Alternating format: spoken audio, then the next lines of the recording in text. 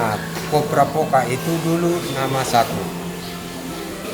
Terus sampai di Timika tahun 82 kita pindah ke Nawaripi. Dari Kampung Lama tahun 77 pindah ke Pasir Hitam. Nah, dari Pasir Hitam pindah lagi ke Timika. Akhirnya tahun 83 kami dari Kopra Poka pindah ke Nawaripi. Ternyata dalam beberapa tahun yang sudah silam, saya tidak pernah lihat generasi atau orang Nawaripi terjadi seperti yang tahun 2002 sekarang. Akhirnya saya merasa juga tertarik. Saya sebagai tokoh ketua kepala dusun juga termasuk tertarik dalam BLK Nawaripi yang terjadi pada tahun 2002 ini. Kita kan mau bentuk bentuk siku seperti itu ya. Nah, yang namanya siku itu pasti tegak lurus 90 derajat dan kemiringan 45 derajat, itu tidak bisa diganggu juga, itu paten ya. Jadi 45 derajat itu ini kemiringan. Anak-anak ini Dora sebenarnya punya potensi, tapi saya belajar mereka karena mereka ini baru pernah mengenal apa yang namanya pengelasan atau welding. Jadi dari nol itulah kita mendidik awal-awal untuk pengenalan pengelasan yang baik. Tapi ternyata mereka punya indikasi punya keinginan yang kuat untuk dapat mau belajar tentang bagaimana cara pengelasan yang baik.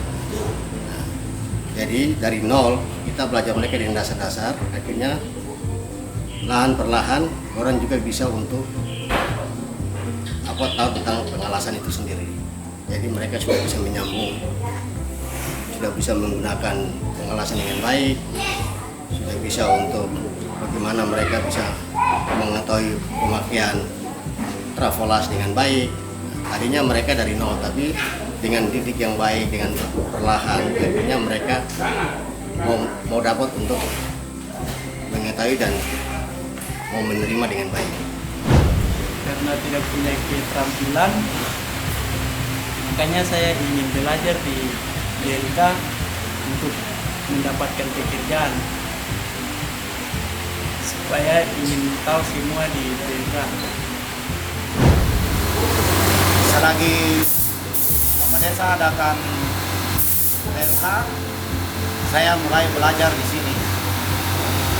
Dan alat yang sudah saya kasih jadi ada di belakang saya, satu motor, dan lain-lain yang ada di sini mungkin saya bisa perbaiki, yaitu mungkin elektrik, pengapian, dan pembongkaran mesin.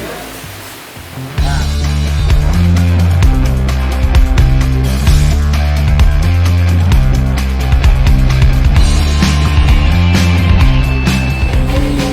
Bidang otomotif dalam BLK Merah Putih Nawaripi ini, pertama-tama kami mungkin membuka basic dasar di bidang teknik kendaraan ringan, khususnya di teknik sepeda motor, dan ke depan kami berharap bahwa mungkin ada kerjasama dari beberapa industri yang berkaitan dengan bidang otomotif, membantu agar kerjasama atau BLK di bidang otomotif ini bisa memberikan kontribusi yang baik bagi anak-anak Kamoro yang ada di bumi Kamoro ini.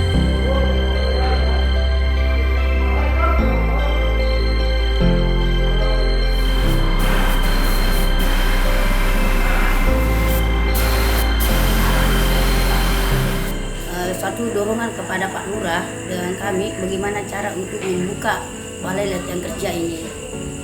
Yang jelas kami berusaha untuk bagaimana cara anak bisa memperlihatkan dan memberikan contoh pada motivasi orang-orang yang lain dan masyarakatnya sendiri. Balai latihan kerja ini adalah suatu motivasi yang terbaik, di mana balai latihan kerja ini adalah dorongan. Kenapa saya mengatakan seperti itu? Tanpa ada latihan balai kerja ini, anak-anak tidak ada kegiatan, tidak ada motivasi.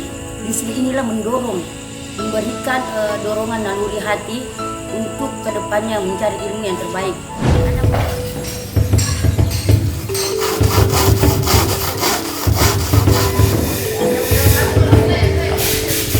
Kalau boleh untuk generasi Nawaripi, saya mohon supaya ke depan ini lebih baik, yang anak-anak sudah buat kegiatan-kegiatan tambahan di dalam kampung Nawaripi. Ternyata kami sendiri melihat untuk masa depan orang Nawaripi, kalau boleh saya bangga untuk mendampingi PLK Nawaripi. Itu yang saya mohon sampaikan Bapak Kepala Kampung Nawaripi. Saya rasa terima kasih lagi dengan aparat yang ada.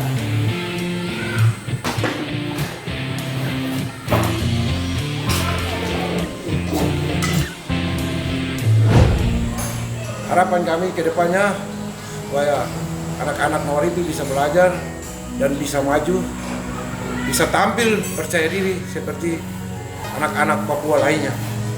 Jadi wisata 2021 juga kami Musliman Nawaripi juga memutuskan untuk Nawaripi mempunyai suatu tempat lokasi untuk wisata. Jadi wisata sagu. Jadi tempat khusus yang bisa wisatanya wisata tradisional ya. Jadi bisa kita mendatangkan pengunjung melihat warga Nawaripi di sini dia mendayung, melakukan dayung pertandingan dayung, kemudian pohon-pohon sagu buat anyaman yang nanti hasil karya Nawaripi lah.